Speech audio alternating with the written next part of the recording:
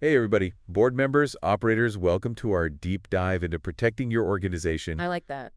Churches, religious organizations, all you guys out there that are really pouring your heart into serving the community. Absolutely. We want to help you protect all that good work that you're doing. Yeah, that's our mission, right? Exactly. To help protect your mission. And we're going to do that by kind of giving you a crash course in risk management and insurance, specifically tailored for organizations just like yours. That's right. And we at BDI Insurance, we've seen firsthand how the landscape is changing for churches and religious organizations, especially here in the U.S. Yeah. We're talking about more diverse congregations. Right. Incredible outreach initiatives, really creative ways of connecting with people. It's awesome to see. It's amazing to see, but as with any growth and evolution, new challenges come along too. Right. New risks and exposures. So let's jump right in. I mean, what are some of the things that are top of mind for you guys? What keeps you up at night? Well, one thing that always comes to mind is the unfortunate reality of abuse and misconduct allegations. Right. Even if they turn out to be unfounded, these situations can be devastating. Yeah. Both emotionally and financially. Absolutely. I mean, they can really shake an organization to its core. And we've seen it. Yeah. We've seen it happen, unfortunately. Unfortunately, we have. I'm thinking about all the listeners out there, right? Yeah. They're working so hard to create these safe and welcoming spaces. Absolutely. What advice would you give them based on what you know? Well, the best defense is a good offense. I love that. And the best defense is a good offense. Exactly. Yeah. So I can't stress enough the importance of proactive prevention. Right. Think robust child protection policies. Right. Thorough background checks for staff and volunteers. Right. Ongoing training to spot potential red flags. Yeah. And fostering a culture where everyone feels empowered to speak up. Love that. It's about creating that culture of safety. It's so much more than just reacting, right? Absolutely. It's about really weaving that safety into every aspect of the organization. It's proactive risk management. Give us an example Absolutely. of what that might look like. One simple but highly effective strategy is the two-adult rule. Okay, two-adult rule. This means ensuring that there are always at least two adults present when working with children or vulnerable individuals. Got it. It creates a layer of accountability and reduces the risk of misunderstandings or false accusations. Oh, that makes so much sense. Yeah, it's just so practical. Right? Yeah, it is. Like, I'm picturing our listeners out there being like, okay, we could do this. Absolutely. But what's the reasoning behind it? Well, it's interesting, it's not just about preventing abuse. Okay. It's also about changing perceptions and dynamics. Okay. So it creates a safer environment, not just for the children, but for the adults as well. Yeah, I hadn't thought about it that way. It reduces that potential for isolation. Right. Which sometimes can lead to inappropriate behavior. Right. And it provides that system of checks and balances. Plus, from a legal standpoint, it strengthens your position if an allegation does arise because you've taken those clear steps to prioritize safety. And you can point back and say, hey, look. Exactly. We have this in place. We have a policy, we train on it, and we do our best to make sure it's followed. That's great. It's all about shifting that entire culture towards transparency and accountability. Love it. So that's a great example of how to be proactive. Absolutely. Now let's move on to another area that often requires, careful navigation. Yeah. And that's ministerial counseling. Okay.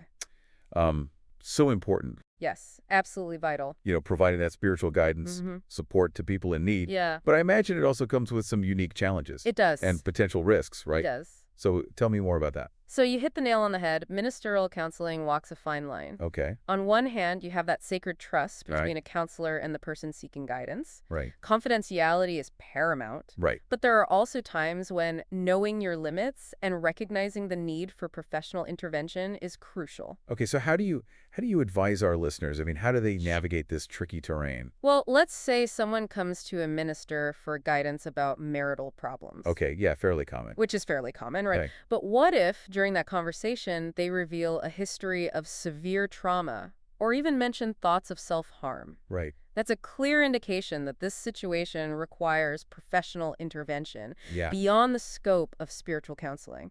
Wow, that's a chilling example. It is. But it's real. It's real. So What advice would you give them to protect themselves, even people that they're serving? First and foremost, Okay. have a clear referral system in place. Okay. Know which licensed professionals in your community specialize in various issues like mental health, addiction, or domestic violence. Right. Build relationships with them so you can confidently refer people when needed. Yeah, it's like building that network of support. Exactly. And, document everything. Keep thorough records of counseling sessions, noting the dates, times, topics discussed, and any actions taken. Oh, that's so important. This not only protects the organization in case of misunderstandings or disputes, but it also helps ensure continuity of care if someone needs to be referred to another professional. Documentation, right? Exactly. I feel like that's a recurring theme. It is a recurring theme. When it comes to risk management? It is. It's like you want to have those records. You want to be able to go back. You have to be able to go back. Yeah. All right, let's shift gears a little bit. We've talked about some pretty intense stuff so far. We have. Let's talk about something a little bit more, I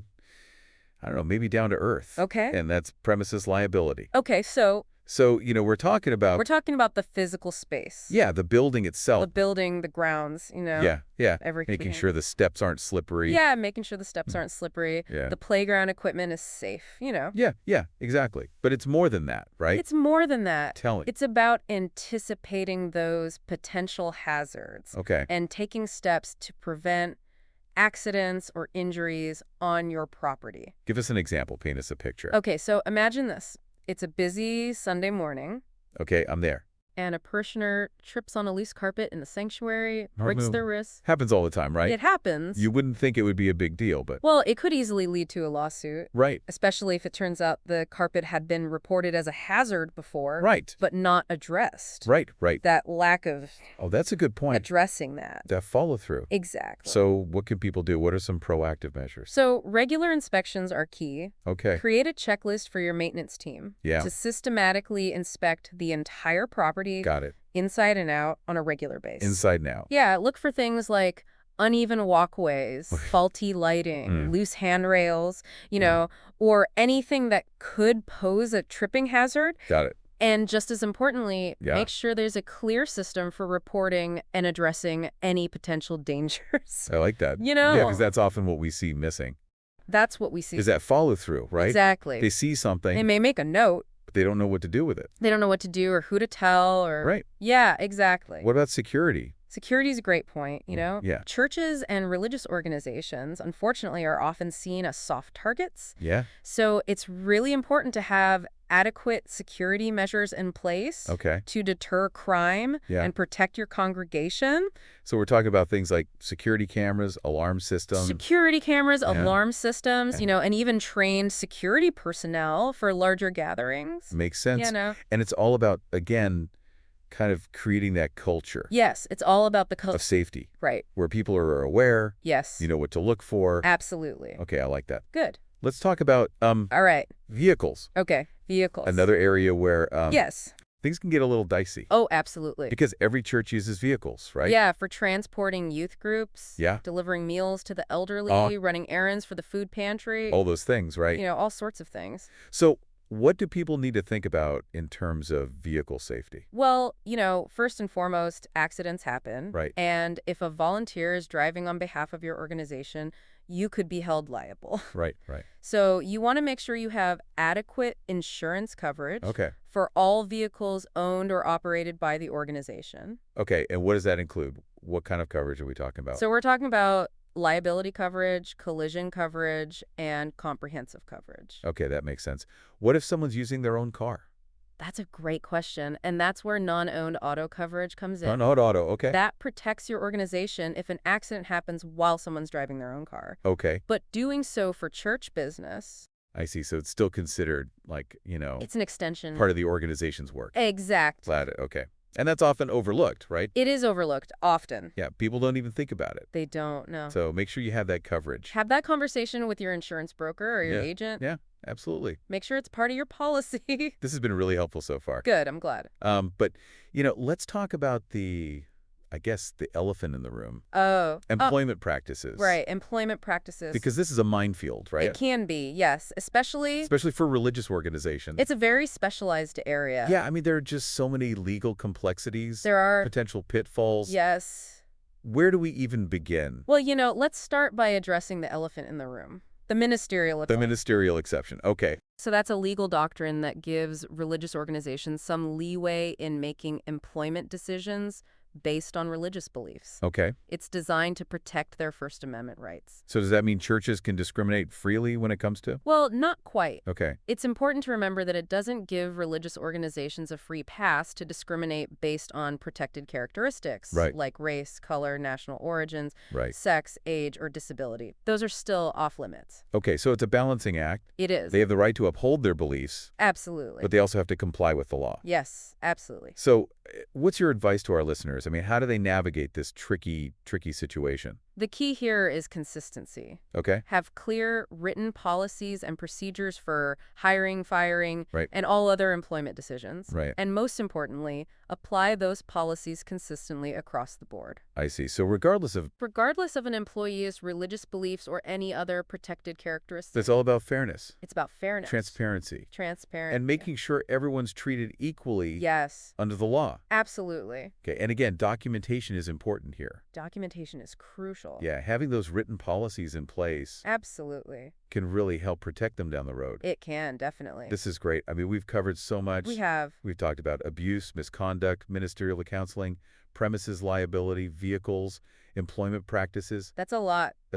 And I feel like we've only just scratched the surface. I think we have to. Yeah. There's always more to learn. Always. And there's always more to discuss. But I think this gives our listeners a really great overview. It does. A great foundation. Of those key risks that they need to be thinking about. Absolutely, it does. Now, the good news is we're not done yet. That's right. We're going to be back with part 2. We are. Of this deep dive. Absolutely. We're going to really delve into the world of insurance. We'll talk about all those different types of policies. Yeah, and how to make sure they have the right coverage. Absolutely. To protect their organization. And we'll even touch on some emerging risks. Ooh, I love it. That churches and religious organizations need to be aware of. I can't wait. Yeah, it's going to be good. Stay tuned, everyone. We'll be right back with part 2. See you soon. This fascinating discussion. Looking forward to it. All right, welcome back, everybody. So we've laid the groundwork, talked about all those risks. We did. Churches, religious organizations are facing these days. Absolutely. Now we got to talk about the safety net. Okay. Insurance.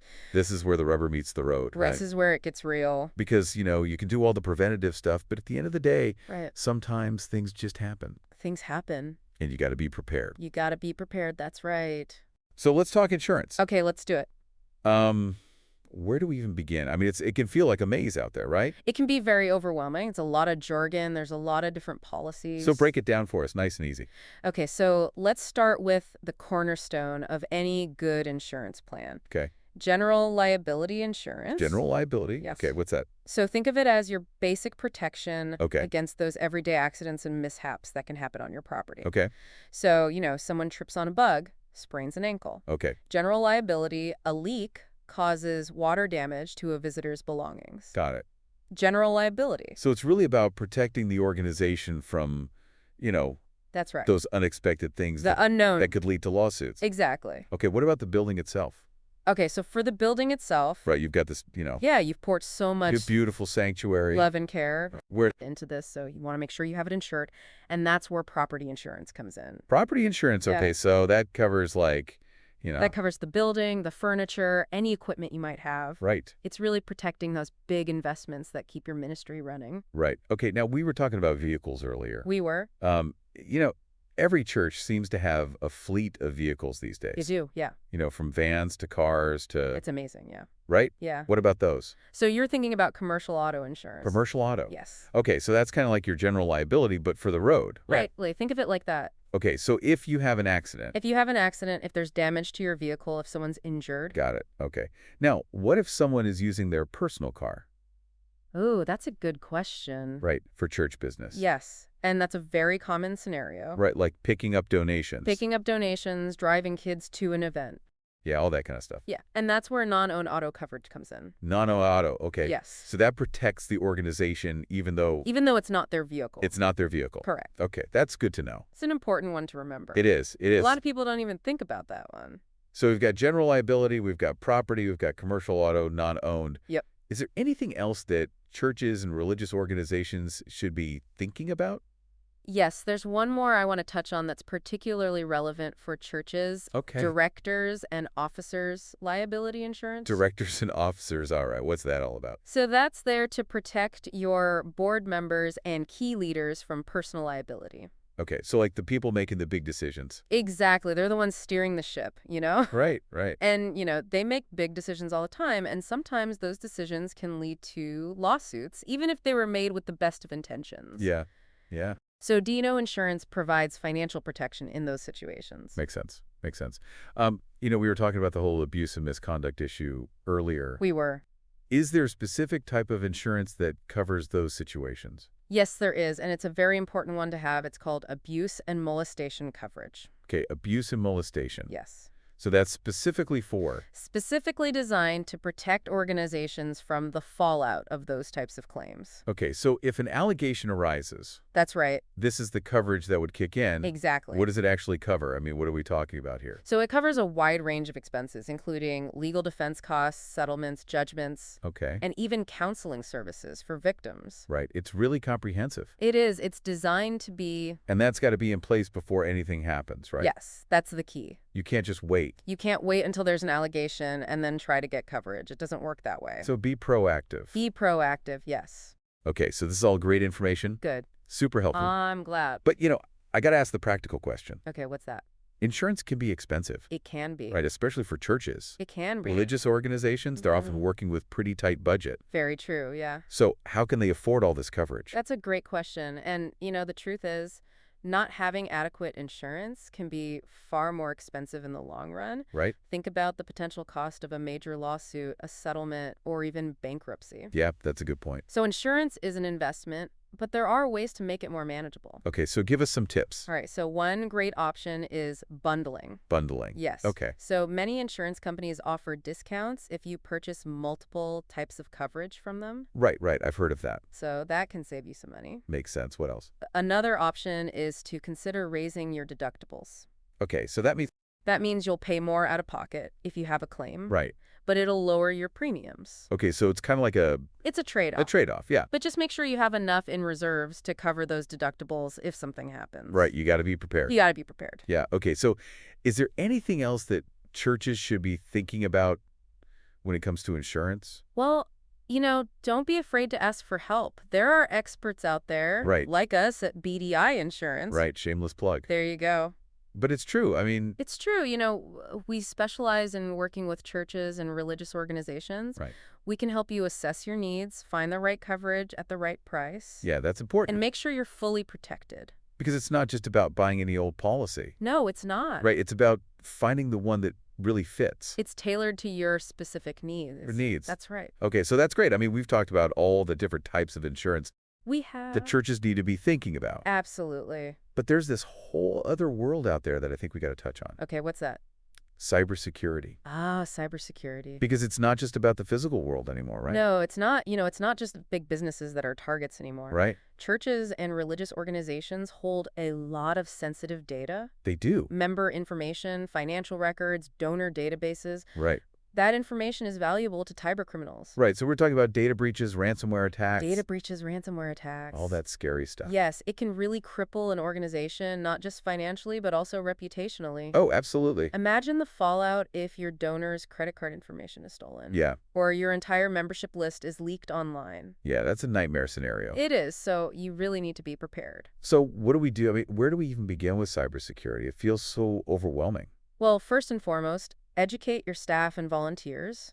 Okay, so train them. Train them to spot phishing emails, create strong passwords, avoid suspicious links. Okay, so it's about awareness. Awareness is key. Yeah. Remember, human error is often the weakest link in the chain. Right, so it's not just about technology. No, it's about the people using the technology. It's about the people. Okay. But technology is important too, right? Technology is important, yes. So we're talking about... Invest in good antivirus software. Keep your systems updated. Right. And consider a firewall for your network. What about backing up data?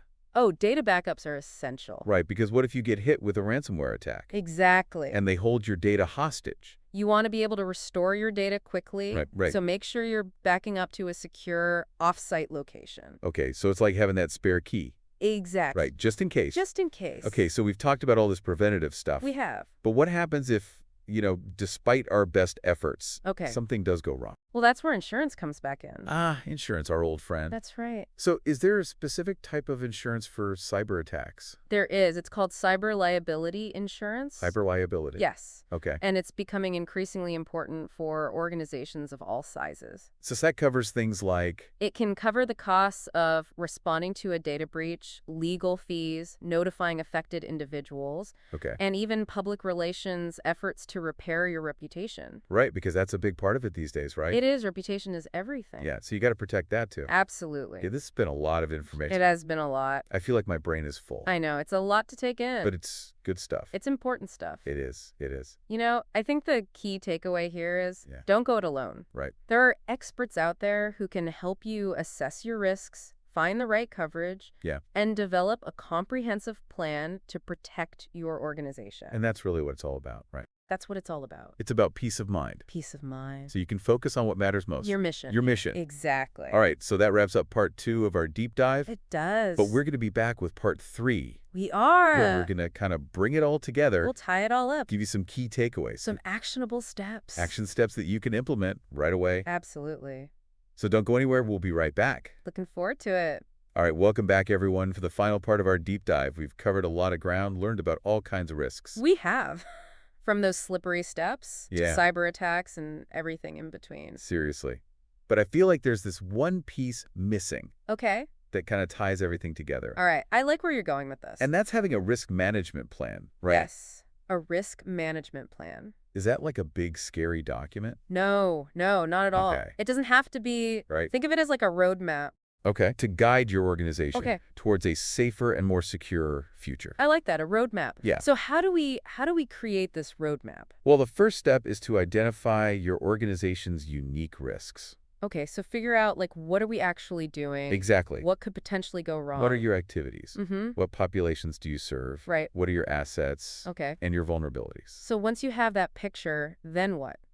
Once you have a clear picture of your risk landscape, you can start developing strategies to mitigate those risks. So this risk assessment process, it sounds pretty important. It is very important. Do you need to, hire a consultant to do this? Well, there are definitely resources available to help guide you through the process. Okay. You can find templates, checklists online. Okay. Or you might even consider reaching out to an insurance broker, right, like BDI Insurance. Of course. We often assist organizations with risk assessments as part of our services. Okay, great. So you've done your assessment. You kind of know what your risks are. Right. Now what? This is where the rubber meets the road. Okay. It's about implementing policies and procedures, providing training to staff and volunteers, and regularly reviewing and updating your plan. So it's not just like a one-time thing. No, it's an ongoing process. You got to keep it fresh. Keep it fresh. Keep it updated. Exactly, because the risk landscape is constantly evolving. Right. Things change. Things change all the time. But, change can be hard. It can be. How do you get buy-in from people? Communication is key. Okay. Make sure everyone understands the why behind the what. Okay. Explain how these measures ultimately benefit the organization and the people they serve. So it's not about being like, the boss and saying, do this, do that. It's about empowering them with knowledge and making them feel like they're part of the solution. I like that. And, sometimes framing it in a positive light can be helpful. Okay. Instead of focusing solely on preventing negative outcomes, emphasize how these practices can create a safer, more secure, and more fulfilling environment for everyone involved. Yeah, it's not just about avoiding the bad stuff. Right. It's about creating something good. It's about creating a positive culture of safety. Exactly. Okay, so we're wrapping up our deep dive. Right. What are some key takeaways? What do people need to remember? Well, first and foremost, don't panic. Risk is a part of life. It's true. And it's manageable. Yeah. So take a deep breath, gather information, and start putting one foot in front of the other. One step at a time. One step at a time. Okay, what else? To be afraid to ask for help. Yeah, we said that before. We did, but it's important. It's true. There are experts out there who can guide you through this process, answer your questions, and provide support. Yeah, whether it's an insurance broker, a risk management consultant, yeah, even a colleague from another organization. Absolutely. You don't have to reinvent the wheel. You don't. So this has been great. I mean, we've covered so much. We have. It's been a really comprehensive deep dive. I think our listeners are walking away with a lot of practical information. I hope so. And I hope they feel empowered. Yes, empowered to protect their organizations. Absolutely. And,